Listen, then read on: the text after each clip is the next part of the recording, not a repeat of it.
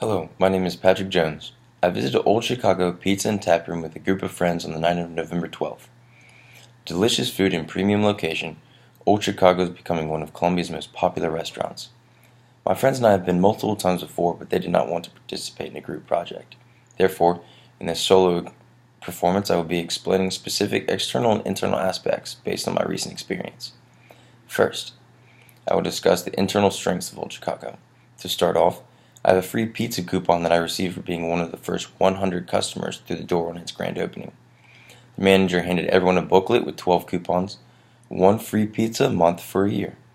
Unfortunately, this offer only lasts until the end of January, so it's more of a short-term strength. The lasting strength that everyone visits for is delicious food.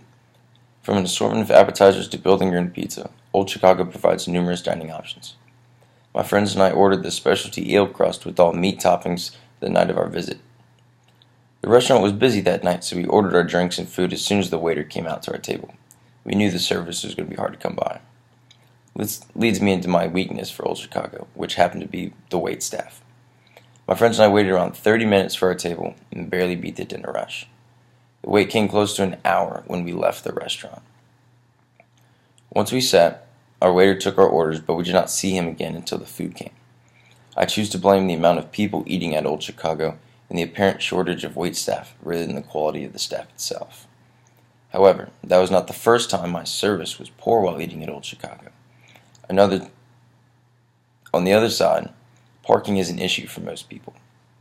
The parking lot is much smaller than what is needed to fulfill the amount of people visiting, and they should look to expand. That leads me directly into my external opportunity for Old Chicago. Expanding the parking lot seems to be possible if the two businesses behind the restaurant do not succeed. The building to be used for extra restaurant space, or parking if the buildings were to be removed. If Old Chicago were to increase the size of their parking lot, it would make life much easier for its customers. Another opportunity we came up with, the much easier to accomplish one, is happy hour. I know it sounds basic, but the manager mentioned having a personal pizza and draft beer for $5. Old Chicago needs to continue to capitalize on its opportunities because of the constant competition located in the Vista. Therefore, the last aspect of this presentation is the external threats. There are not many when it comes to Old Chicago, but the major one is a Mellow Mushroom. Mellow Mushroom is located only a few blocks up the street, and they serve a variant of the same menu. It is up to the consumer to decide which they like better. If Mellow Mushroom were not to exist, Old Chicago would close to be twice as popular or busy. Another threat is cleanliness. Unfortunately, this is caused somewhat by the homeless asking for money and leftovers as you walk out of the restaurant.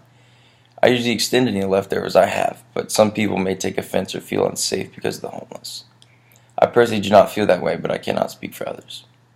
In conclusion, Old Chicago is a must-visit restaurant solely for the food. Granted, it has some internal weaknesses and external threats, but they are outweighed by the strengths and opportunities surrounding it.